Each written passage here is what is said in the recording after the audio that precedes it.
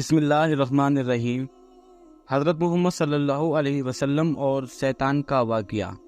آج ہم آپ کو اللہ کے پیارے نبی حضرت محمد مصطفیٰ صلی اللہ علیہ وسلم اور شیطان کی ملاقات کا واقعہ بتانے والے ہیں، جس میں آپ کو معلوم چل جائے گا کہ شیطان ہمیں کس طرح سے برے کاموں کی طرف لے جاتا ہے، اللہ کے نبی اور شیطان کے بیچ کیا باتیں ہوئی تھی، ان سوالات میں اور کیا کیا جواب ہوئے تھے، وہ سب کچھ آج ہم آپ کو بتائیں گے۔ جب اللہ تعالیٰ نے حضرت آدم علیہ السلام کو بنایا، فرشتوں اور شیطان کو اللہ تعالیٰ نے حضرت آدم علیہ السلام کو سجدہ کرنے کا حکم دیا۔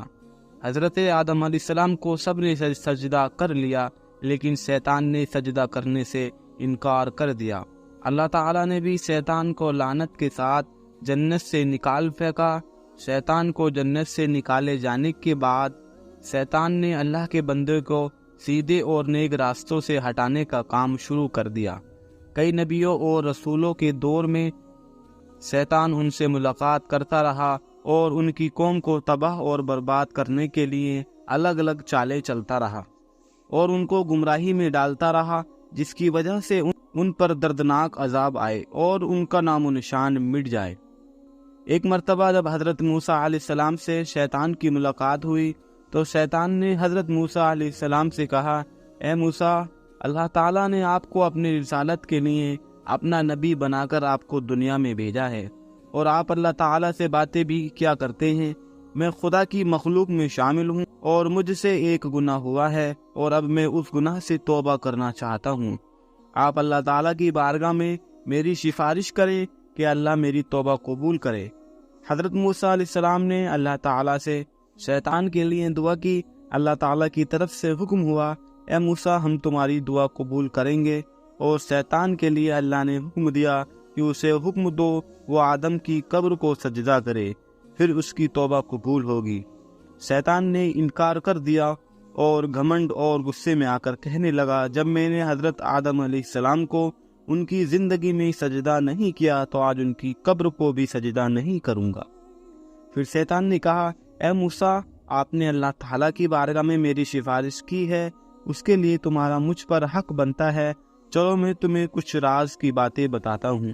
تم مجھ کو 3 حالاتوں میں یاد کیا کرو، ایسا نہ ہو کہ میں تم کو ان 3 وقت میں برباد اور تباہ کر دوں۔ ایک تو غصے کے وقت مجھے یاد کیا کرو، کیونکہ میرا فتنہ تمہارے دل میں ہے اور میں تمہارے رگوں میں تمہارے پشت کے خون کی طرح دوڑتا ہوں۔ دوسرا، نیک کام کے وقت مجھے یاد کیا کرو، کیونکہ میں انسان کے پاس اس وقت جاتا ہوں جب وہ کوئی نیک عمل کر رہا ہوتا ہے اور میں اسے کام کرنے سے روکتا ہوں۔ تیسرا، غیر عورت کے پاس بیٹھنے سے بچو، کیونکہ میں اس وقت سب سے زیادہ وسوسے انسان کے دلوں میں ڈالتا ہوں جب وہ کسی غیر محرم کے ساتھ ہوتا ہے۔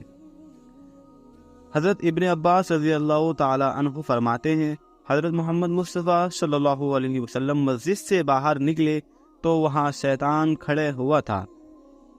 آپ صلی اللہ علیہ وسلم نے شیطان سے پوچھا، اس چیز نے تجھے مسجد کے قریب لایا ہے؟ شیطان نے کہا، اے اللہ کے نبی، مجھے اللہ تعالیٰ نے آپ کی خدمت میں حاضر ہونے کا حکم دیا ہے۔ آپ صلی اللہ علیہ وسلم نے فرمایا، اللہ تعالیٰ نے تجھے میرے یہاں کیوں بھیجا ہے؟ شیطان نے کہا، تاکہ آپ مجھ سے کچھ سوال پوچھے۔ حضرت ابن عباس رضی اللہ تعالی عنہ فرماتے ہیں، پہلے آپ صلی اللہ علیہ وسلم نے نماز کے مطابق پوچھا، اے شیطان، میری امت کو نماز جماعت کے ساتھ پڑھنے سے کیوں روکتا ہے؟ شیطان نے عرض کیا، حضور، جس وقت آپ کا کوئی امتی جماعت کے ساتھ نماز پڑھنے کے لیے گھر سے باہر نکلتا ہے تو مجھے ایک بیماری گھیر لیتی ہے۔ جب تک وہ واپس نہیں ہوتا میں اس بیماری میں پریشان رہتا ہوں۔ پھر آپ صلی اللہ علیہ وسلم نے پوچھا، تو ان کو علم حاصل کرنے اور دعا مانگنے سے کیوں روکتا ہے؟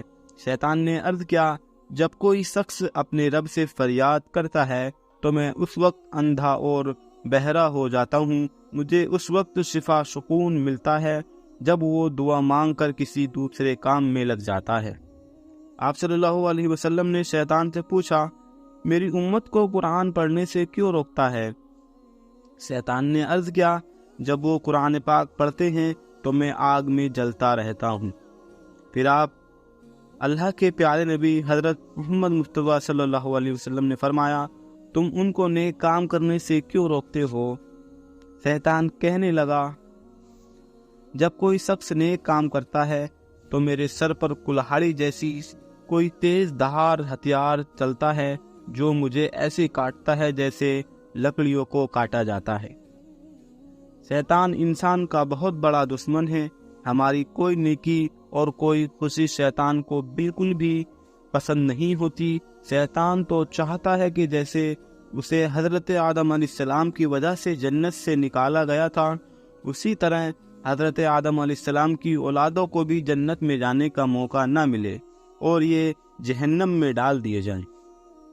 جس طرح شیطان اور اس کی اولاد کو جہنم میں ڈال دیا جائے گا، اس لیے شیطان لاکھ کوشش کرتا ہے کہ انسان کو صحیح راستے سے بھٹکا دے، برے کاموں کی طرف لے جائے، شراب، جوا، چوری، زنا اور دوسرے گندے کاموں میں ان کو ملوث کر دے اور ان کی آخرت کو برباد کر دے۔ اللہ تعالیٰ سے دعا ہے کہ وہ ہمیں شیطانوں کے مکر و فریب و اس کی بری چالوں سے بچائے۔ اللہ تعالیٰ ہمیں صراط المستقیم پر چلنے کی توفیق عطا فرمائے۔